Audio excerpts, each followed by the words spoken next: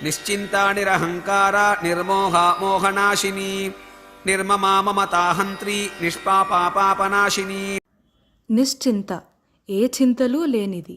చింత అనే పదానికి ముఖ్యంగా రెండు అర్థాలు ఉన్నాయి: విచారము, చర్చ. జరగకూడనిది జరిగినప్పుడు విచారించడం పరిపాటి, కానీ విచారించడం కన్నా అటుపైన ఏం చెయ్యాలో అది చేయడం సాధకుని లక్షణం. సాధకుడు అనవసర విషయాల మీద చర్చించుకుంటూ కాలం వృధా చేయకూడదు. సుషుప్తిలో అనగా నిద్రిస్తున్నప్పుడు మన ప్రజ్ఞ పనిచేయదు, అమ్మవారే పనిచేస్తుంది. అమ్మవారిని ధ్యానిస్తే అన్ని రకాల చింతలను వదిలిస్తుంది. నిరహంకార, ఏ విధమైన అహంకారమూ లేనిది. అందరిలోనూ ఆత్మగా ఉండే పరమాత్మ స్వరూపురాలు కాబట్టి, తాను తప్ప ఇతరం లేదు కాబట్టి అహంకారపడడానికి అవకాశమే లేదు. సామాన్యులకు స్థూలదేహమే తాను అనుకునే తామసాహంకారమైనా ఉంటుంది, లేదా సూక్ష్మదేహమే తాను అనుకునే రాజసాహంకారమైనా ఉంటుంది, లేదా కారణదేహమే తాను అనుకునే సాత్వికాహంకారమైనా ఉంటుంది.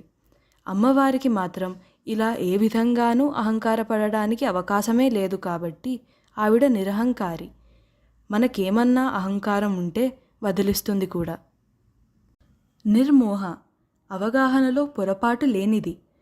బంగారు లేడి ఉండడానికి అవకాశం లేకపోయినా తాను చూస్తున్నది నిజంగా బంగారు లేడే అని రామాయణంలో సీతకు అనిపించడం మోహం క్రిందకే వస్తుంది. ఈ మోహం ఒక్కొక్కప్పుడు క్షణకాలం, ఒక్కొక్కప్పుడు దీర్ఘకాలం కూడా ఉంటుంది. కామాన్ని ప్రేమ అనుకోవడం క్షణకాల మోహం లక్షణం అయితే, అసలు మన దేహం అనేది శాశ్వతం అనుకోవడం దీర్ఘకాల మోహ లక్షణం. యథార్థాన్ని గుర్తించకుండా పొరపాటు పడడమే ఈ మోహ లక్షణం. ఇలాంటి మోహ లక్షణాలు లేనిదే అమ్మవారు. మోహనాశిని, మోహమును పోగొట్టునది. కంటికి విచిత్రంగానూ కొత్తగానూ కనబడే వాటి మీద సాధారణంగా మోహం కలుగుతుంది. అవతల వస్తువులో గాని వ్యక్తిలో గాని భ్రమను గొల్పే ఆకర్షణ ఉంటే మోహ లక్షణం పెరుగుతుంది. ఈ రెండిటికి అవినాభావ సంబంధం ఉంది. ఇలాంటి భ్రమతో కూడిన మోహాన్ని పటాపంచలు చేసి యథార్థాన్ని గోచరింపచేయగలది అమ్మవారు. మోహమును పోగొట్టునది అని ఈ నామానికి అర్థం. నిర్మమ, మమకారము లేనిది. ప్రతిదీ తనకు సంబంధించినది, తనకు కావలసినది, తనది అనే భావమే మమకారం.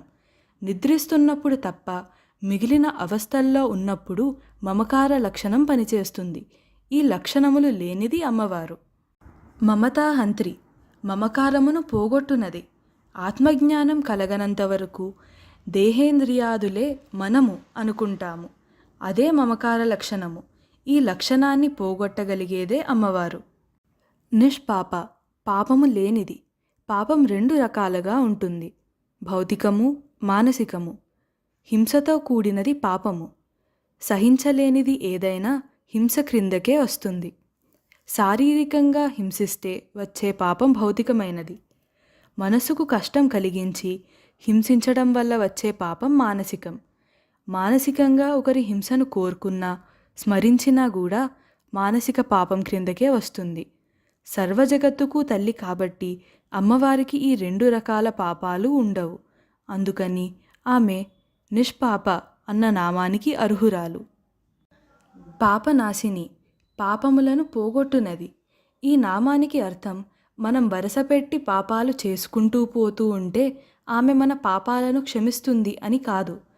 అమ్మవారిని ఆరాధిస్తే పుణ్యకార్యాలు చేసే విధంగా మనల్ని ప్రేరేపించి పాపకార్యాలను చేయనీయకుండా ఉండే వివేకాన్ని ఇచ్చి మనల్ని పాపాలకు దూరంగా ఉంచుతుంది. నిశ్చింతా నిరహంకారా నిర్మోహా మోహనాశిని నిర్మమా మమతాహంత్రి నిష్పాపా పాపనాశిని.